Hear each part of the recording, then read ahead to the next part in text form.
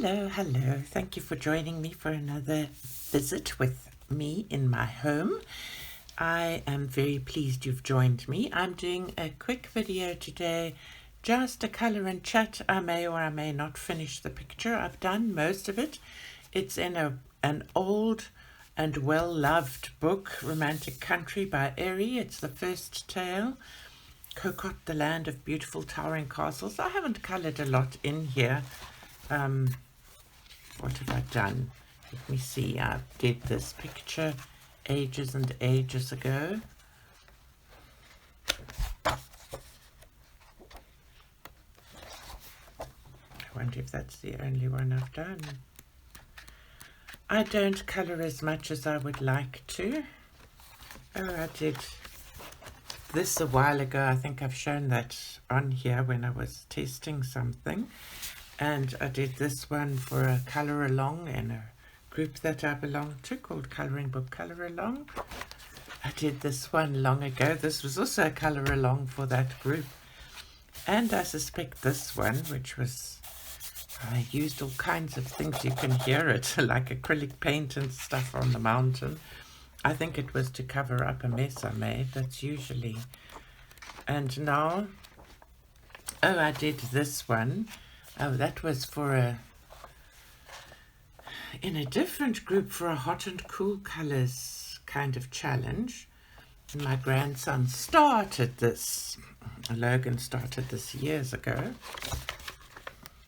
And I should finish it. And then I've been doing this one. I've completed that side of the page. The book is quite big and I'm quite zoomed in. But everything will wobble if I unzoom. And now I'm busy with the church or the schoolhouse or the town center, I'm not sure. And I've been using such a mixture. You can sort of get the feeling when I do this that the page is thick. I used a watercolor ground, Daniel Smith watercolor ground underneath the sky part, and I did that with watercolors and water brush pens and then some acrylic paint on top to make the clouds.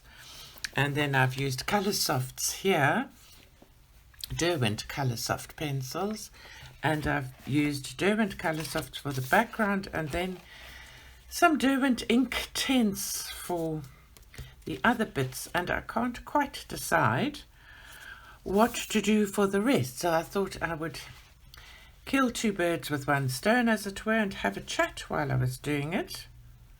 And I'm thinking that this colour probably could do with some more.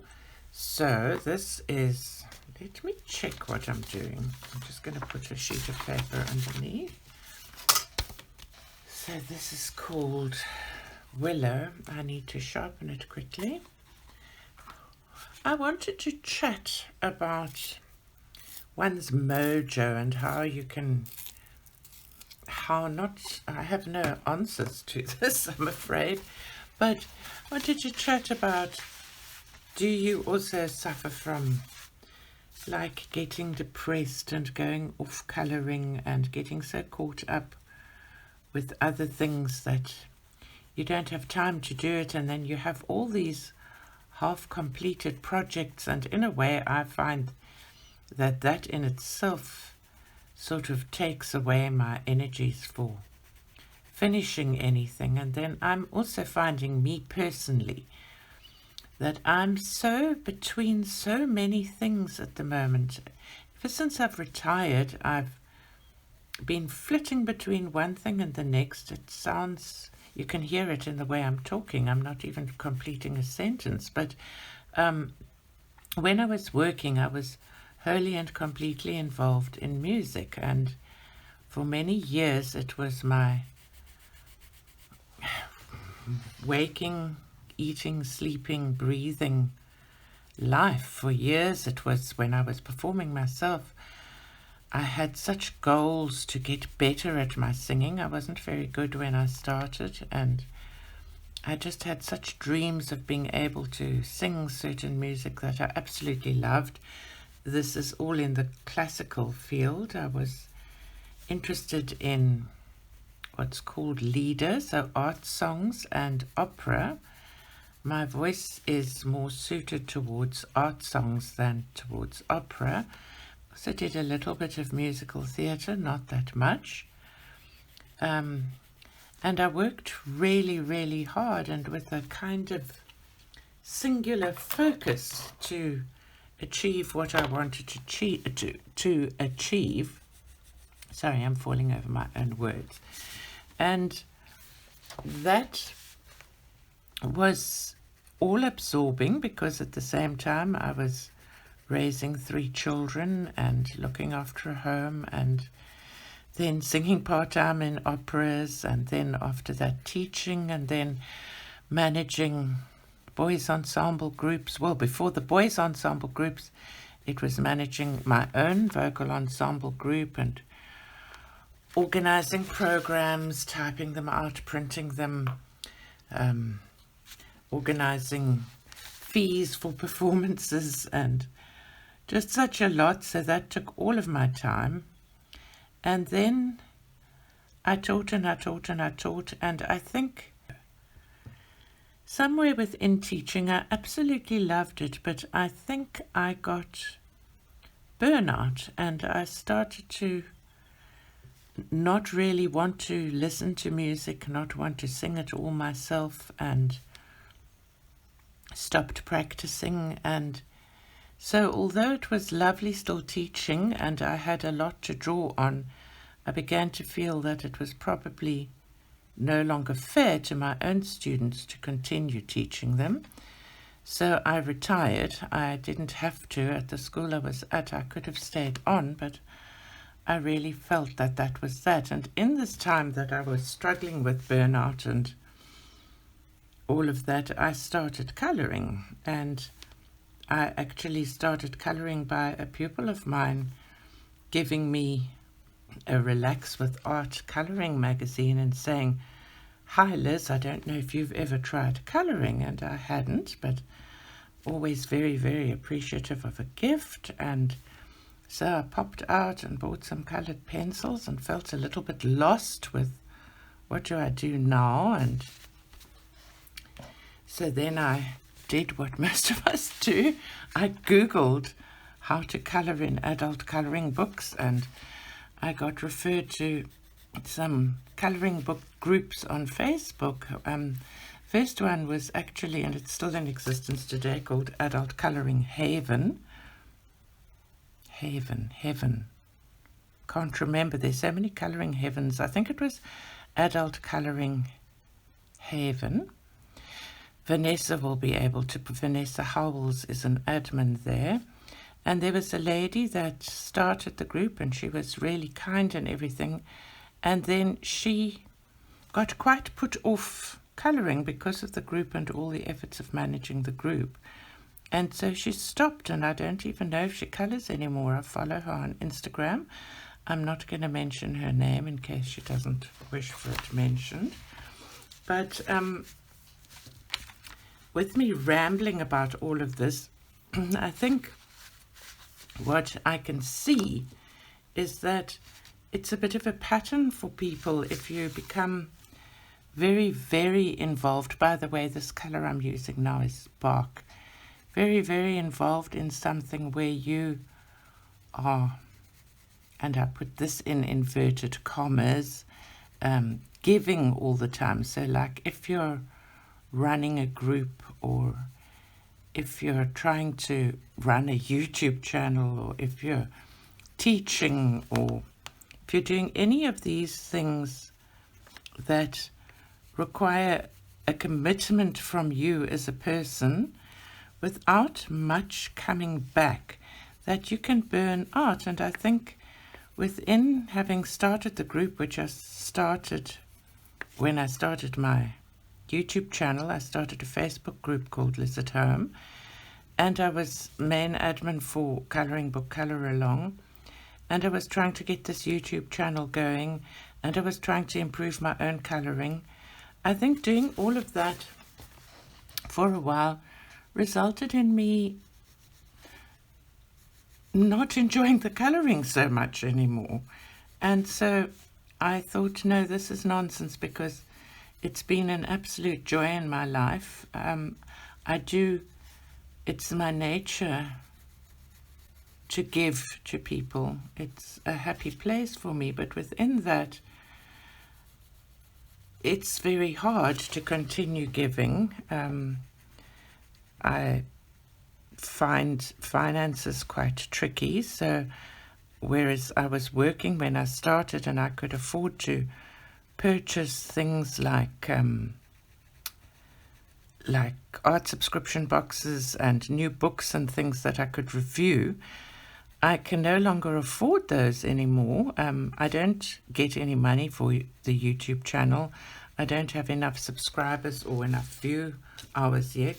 So it's not as if I could put money from that into this channel. So everything and anything I review, I have had to purchase myself.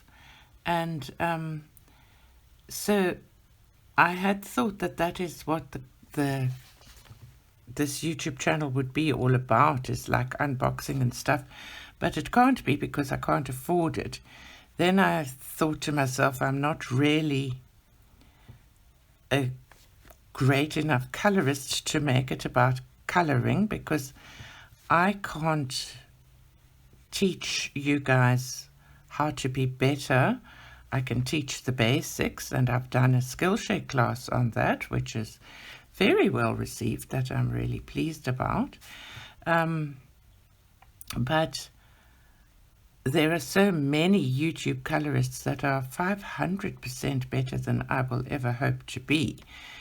So then I share all my various art things, and then I enjoy myself while I'm doing it, but then I start to question, why am I doing this? Who actually wants to watch it? And I suppose that is a question for you in the comments. I would love to know if you get anything from this channel, if you enjoy watching it, if the varied content that I put in with my bumbling efforts at watercolors and my things like this of just having a chat as I color, if they are worth you spending your time watching. Do you find them relaxing, or do you just find them a waste of time? Should I try and do something else? I have started doing something else, which I'm not going to speak about right now. But so that's what this video was going to be all about, and is all about, is just discussing where I'm at in my life and this feeling of being maybe a little bit at a crossroads, or I don't want to say lost, because I don't feel lost, but I do feel like perhaps where coloring's concerned, I'm not sure what I should be doing, or not so much where coloring's concerned, but where my YouTube channel's concerned. Is it fine with you guys, with me switching between, today we've got a color and chat, and next week we've got a watercolor thing, then I haul out some other old art supply and do a review on it, and all of that? Is that something that appeals to you? Is it something that you find relaxing? I personally have been watching a lot of YouTube to try and learn something, and I find I used to find that I criticized myself because I speak fairly slowly. But I'm finding in watching quite a few of these videos that sometimes the people speak so very fast that I become completely overpowered and exhausted. I feel like I have a salesman in my face making me have to buy something, and I end up just switching the video off. So I was wondering how you guys feel about that. I don't want to diss anybody, and I suspect it's because the people talking are very much younger than I am. I also think when you get older, you slow down. I had a pupil once who He was such a hoot. He was such a nice guy. But he had to do an English oral, and he asked me if he could say it to me, just to kind of, he was in the hostel, so he didn't have a mom and dad to listen to him practice his oral with. And it was an English oral on, this is making me laugh again now just thinking about it. It was an English oral on any subject they liked. And he chose the reason he thinks there's a generation gap and why adults keep telling children to slow down is because once you hit 18, all your cells start dying. So you're half dead when you're an adult and you're a teacher. And so you can't possibly even hope to understand what the teenagers are talking about. So how do you like that? I thought that was brilliant. I really did. It made me laugh and laugh and laugh. But I think that because I'm half dead, I do find very fast speaking quite exhausting. So I'd be interested in your views on that. I hope I'm in the camera view. Not quite sure. I'm going to finish this little bit here, and then I think I've probably prattled away for long enough, and I'm just going to upload this video as it is instead of spending 4 or 5 hours trying to edit it.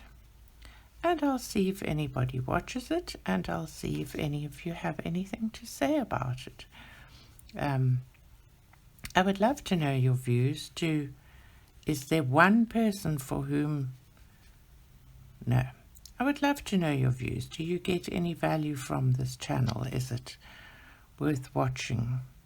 I'm really not keen to stop it now. I'm so close to the 1,000 subscribers, but I do keep wondering if I should do what everybody says, which is niche down. You need to choose one thing to do your YouTube channel on. So should I just be doing